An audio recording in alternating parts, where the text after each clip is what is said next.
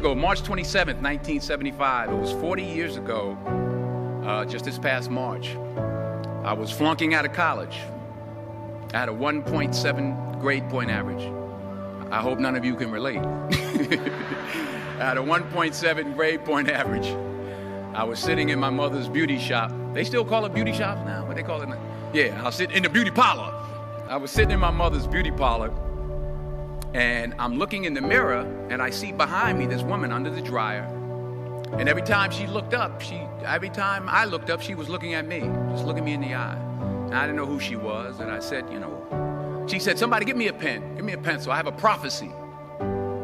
March 27, 1975, she said, boy, you are gonna travel the world and speak to millions of people. Now mind you, I was flunked out of college. I'm thinking about joining the army. I didn't know what I was gonna do, and she's telling me I'm gonna travel the world and speak to millions of people. Well, I have traveled the world, and I have spoke to millions of people.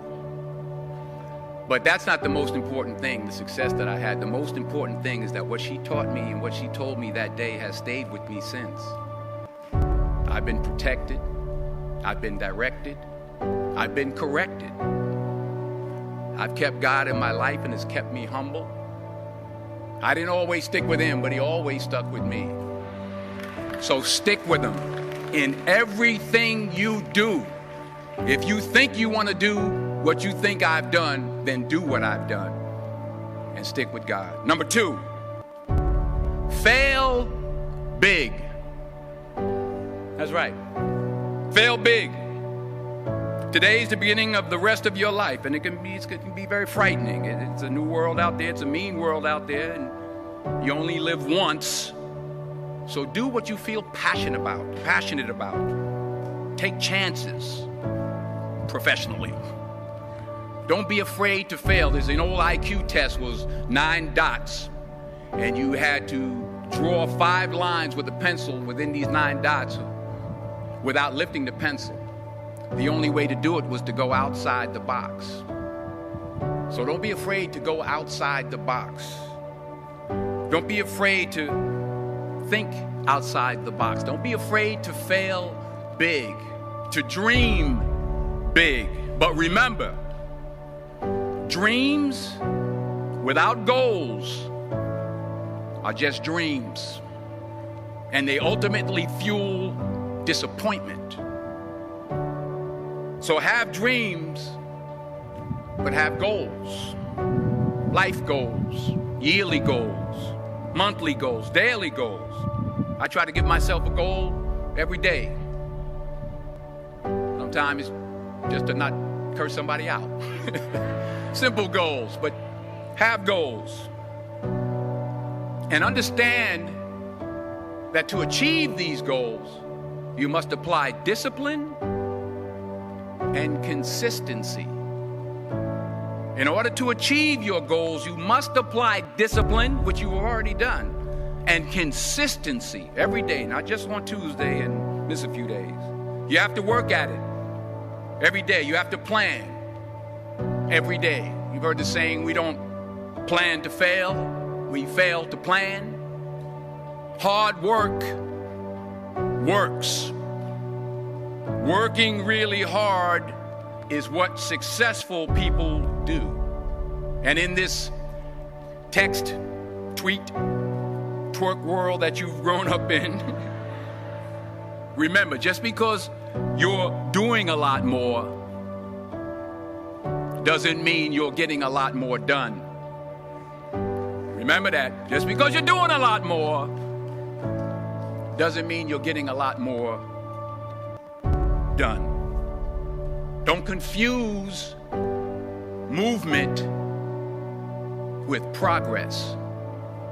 My mother told me, she said, yeah, because you can run in place all the time and never get anywhere. So continue to strive, continue to have goals, continue to progress. Number 3, you'll never see a U-Haul behind a hearse. I'll say it again.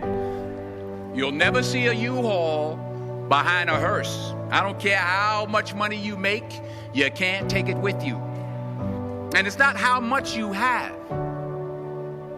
It's what you do with what you have.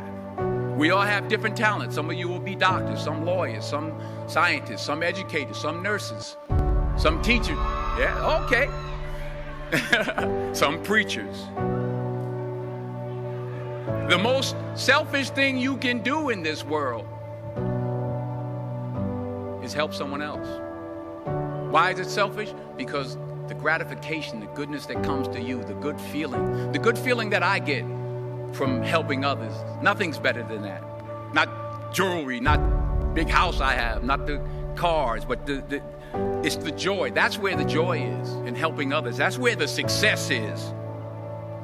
Finally, I pray that you put your slippers way under the bed tonight, so that when you wake up in the morning, you have to get on your knees to reach them.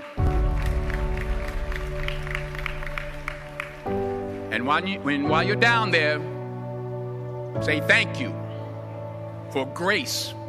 Thank you for mercy. Thank you for understanding. Thank you for wisdom. Thank you for parents.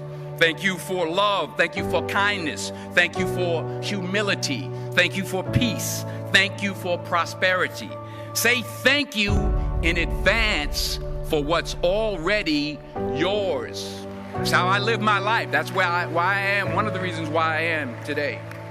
Say thank you in advance for what is already yours. True desire in the heart for anything good is God's proof to you, sent beforehand to indicate that it's yours already. I'll say it again. True desire in the heart, that itch that you have, whatever it is you want to do, that thing that you want to do to help others and to grow and to make money, that desire, that itch, that's God's proof to you, sent beforehand already to indicate that it's yours. And anything you want good, you can have. So claim it. Work hard to get it. When you get it, reach back. Pull someone else up. Each one, teach one. Don't just aspire to make a living. Aspire to make a difference.